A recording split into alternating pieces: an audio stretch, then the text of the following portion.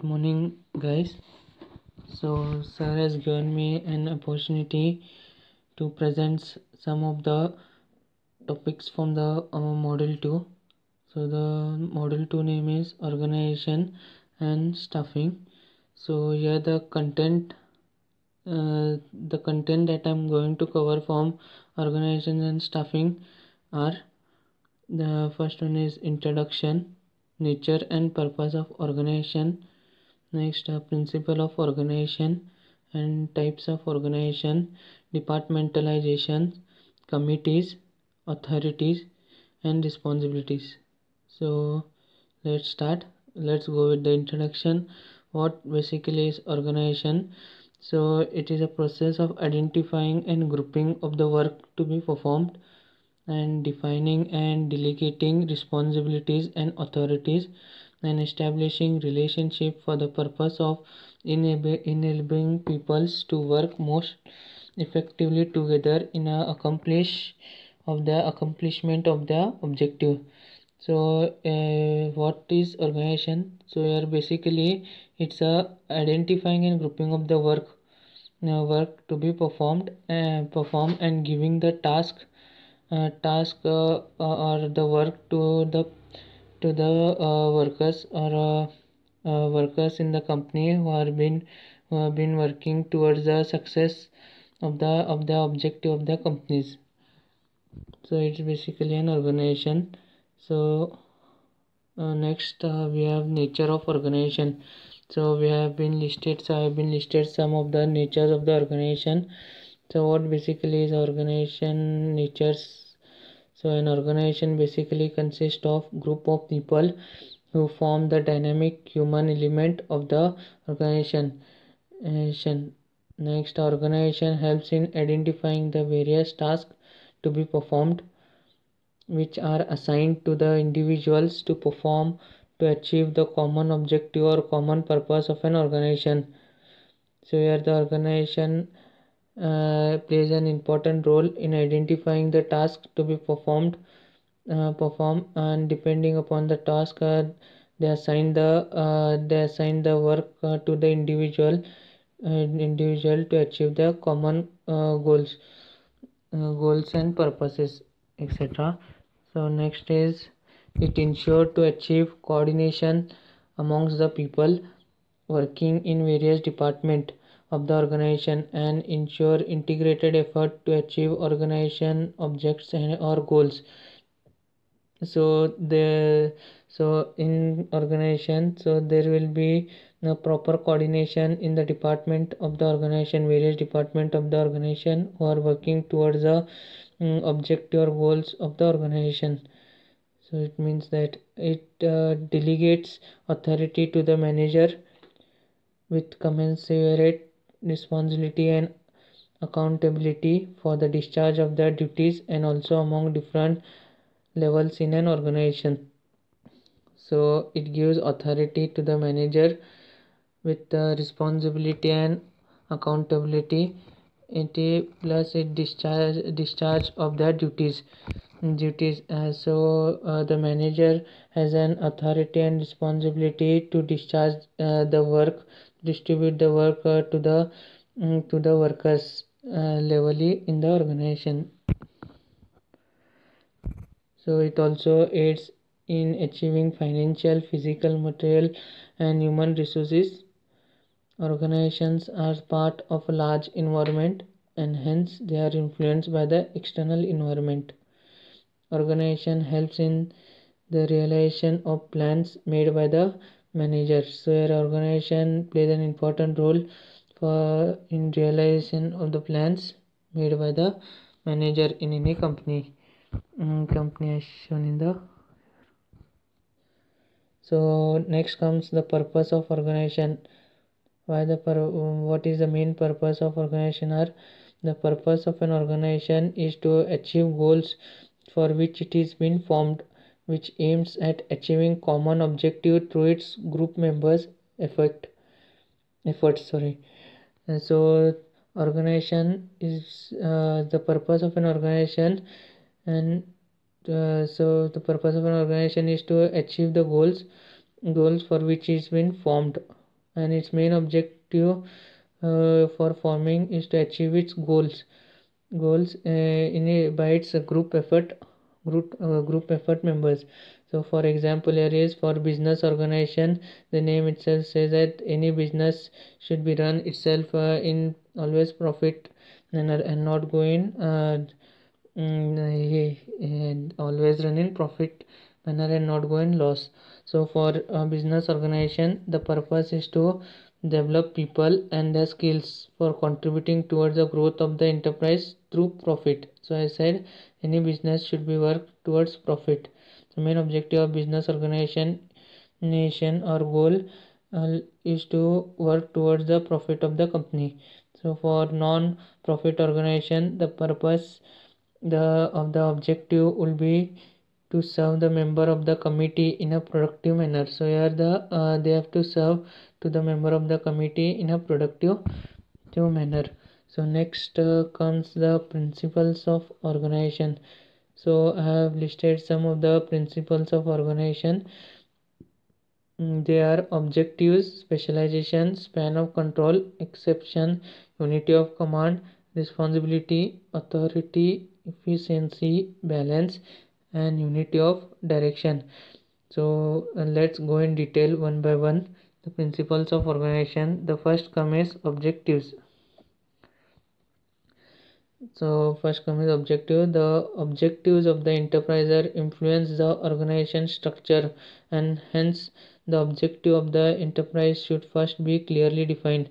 Then every part of the organization should be geared to the achievement of this objective. For any company, any work being assigned to the company, the objective of the work should be clearly defined so that all staff can work towards the goal or the work to achieve their objective or goal. Next, specialization. Effective organization must promote specialization. The activity of the enterprises should be divided accordingly to functions and assigned to persons accordingly to their specialization. So in a company there will be special skills of the workers. There will be special skills for each of the workers. So the work being assigned to them, the work being assigned to them to act towards the goal of the company. So span of control, as there is limit to the number of persons that can be supervised effectively by one boss, the span of control should be as far as possible the minimum.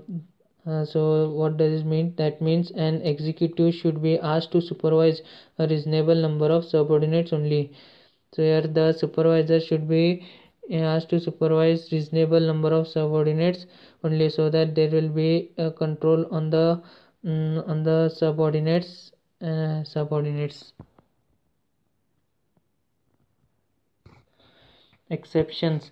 As the executive at the higher level have limited time, only exceptional complex problems should be referred, and routine matters should be detailed with their subordinates at lower level. This will enable the executive at higher level to devote time to more important and crucial issues. So here the main members of the company, like boss and all, they should deal with the main problems of the company and so that they will get more time to deal with important problems of the company, and other problems should be dealt with the subordinates at lower level in any company. So next comes the unity of command. Each subordinate should have only one superior who command he has to obey. Multi subordinates must be avoided for its causes: disorder, discipline, and undermining of authority. So for any company there should not be a multiple subordinate. So this by keeping multiple subordinates, there will be and issues such as disorder, discipline, and determining of authority, etc. Because of this reason, there should be one supervisor who command he has to be obey. Responsibility: the superior should be held responsible for the act of his subordinates. No superior should be allowed to avoid responsibility by delegating authority to its subordinate. Any act performed by a subordinate is responsible by the superior. So superior has to take the initiative that he or she subordinate does the work in a proper manner. Authority: so authority is a tool by which a manager is able to accomplish the desired objective. Your authority is nothing but an responsibility, which is a main tool in any company by which a manager is able to accomplish the desired objective. Hence, the authority of each manager must be clearly defined. Further, the authority should be equal to responsibility. That's what I said. Authority is equal to responsibility. Next, what is efficiency? The organization structure should enable the enterpriser to function efficiently and accomplish its objective with the lowest possible cost.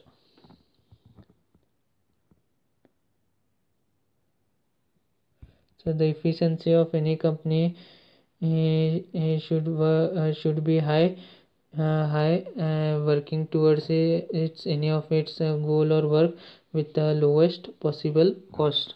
And say, so balance: there should be reasonable balance in the size of various departments and between centralization and decentralization, between the principle of span of control and the short claim of command, and among all types of factors such as human, technical, and financial. So there should be balance in every matter. For example, there should be equal number of peoples in every department. Should there be balance in the in the company and also in the department.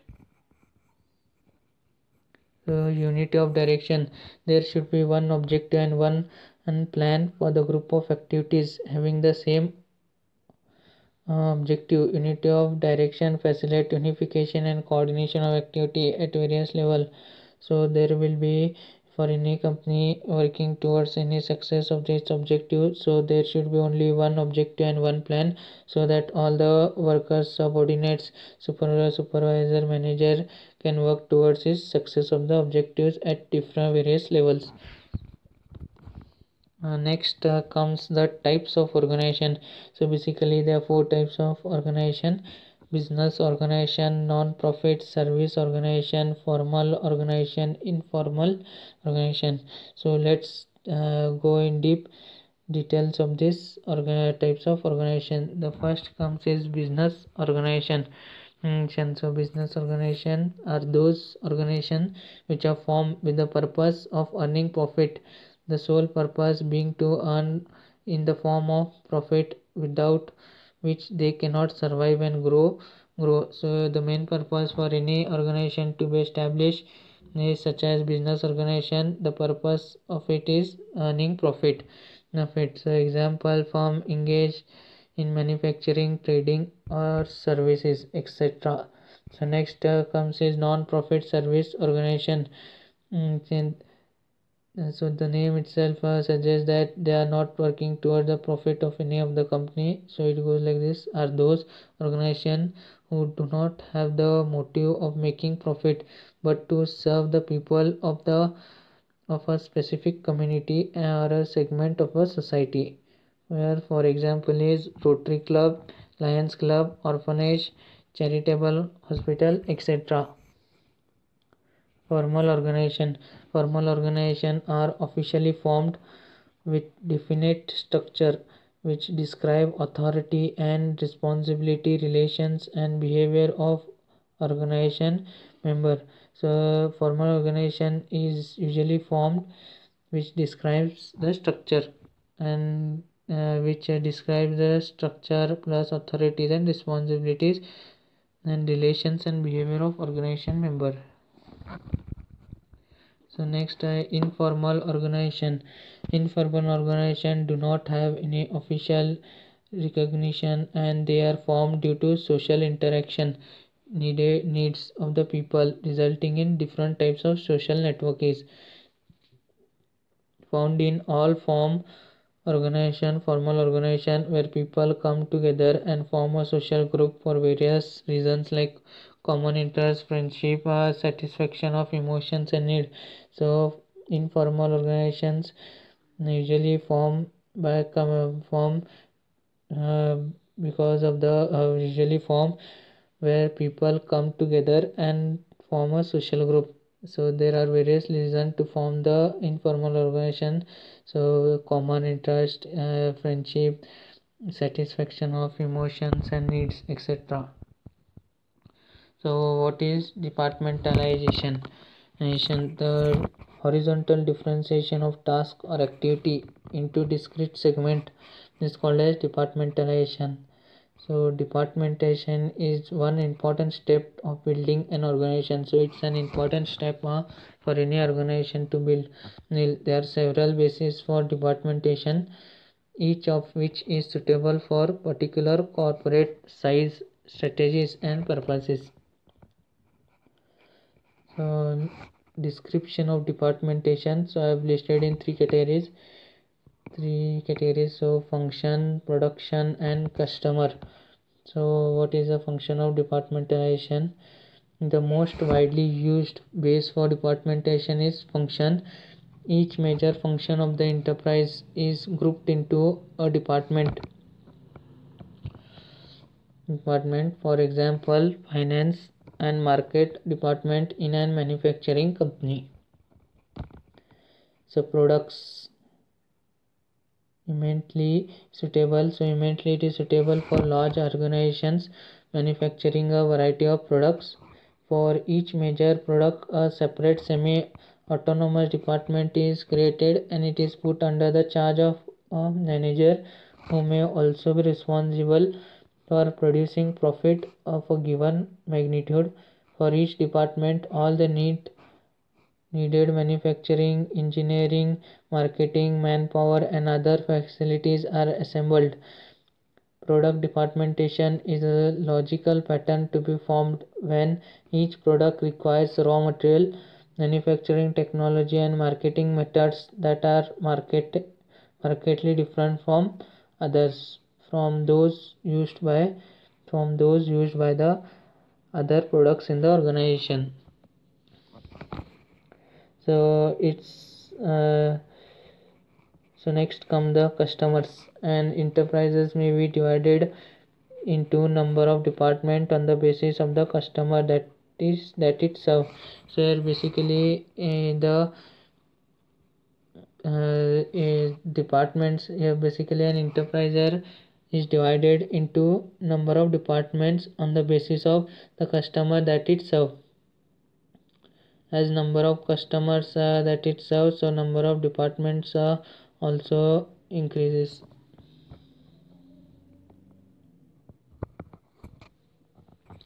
Next come a committee. What is exactly a committee? A committee is a group of people who have been formally assigned some task or some problem for the decision and implementation. So it's a group of people who have been assigned a task or some problem for their decisions and implementation. So classification of committee. So they are classified into two types. First is advisor committee, second is executive committee. So let's go in detail. What is advisory committee? These committee are vested with staff authority. So they have a staff authority, only have a recommendation role and cannot enforce implementation of the advice or recommendation. So they have only recommendation role and cannot enforce implementation of the advice or recommendation. Example of advisor committee formed in business enterprises are work committee, sales committee, finance committee, etc. Next comes the executive committee. When these committees are vested with the line of authority. They not only take decisions but also enforce decisions, and thus perform a double role of taking a decisions and ordering its executive. So it has two rights, so it can take the decision and also enforce the decision, and thus perform a double role. So example, board of director is an example of executive committee. They are also classified as standard committees. Authority and responsibility. Authority is the institutionalized right of a superior to command and compel his subordinate to perform a certain act. Rest in a chair of position. If position changes, the authority of individual also change.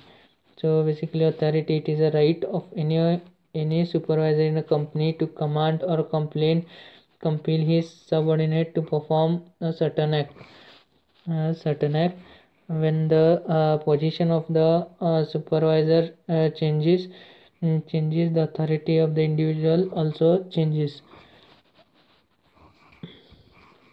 So responsibility is the obligation of the subordinate to obey their command.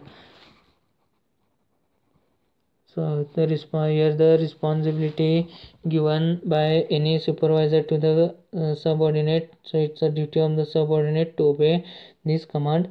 Whenever a supervisor assigns a task to him, that is subordinate, it is the responsibility of the subordinate to perform it. So this is an example of an organization in any manufacturing company. The functional organization grouping. So it's a functional organization grouping. So it is in a manufacturing company. So in any manufacturing company, there is a president who is the boss of the company. So after the boss, so there are two members, that is the assistants to president and also the personal. So after that comes the various departments in the company. So the first department come here is so it's a manufacturing company. The first department is marketing, second department is engineering, third department is production, and fourth department is finance. So in marketing department, so there's various sub departments been listed. The first marketing department been listed is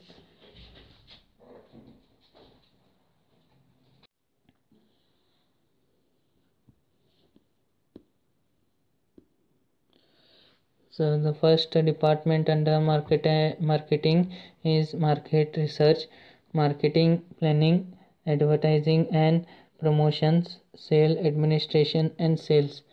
So the second department is engineering, and the sub department under engineering are engineering administration, preliminary design, electrical engineering, mechanical engineering, hydraulic engineering, packaging and quality control. Next, the production. So under the production department, there are sub departments: production planning, industrial engineering, production engineering, purchasing, tooling, general production. So the next department last is fourth, finance. So under that there are sub departments: financial planning, budget, general accounting, cost accounting, statistics and also data processing. So this is how an organization is basically classified, basically works in any of the manufacturing companies on their departments. Thank you guys for your patient listening. Thank you one and all.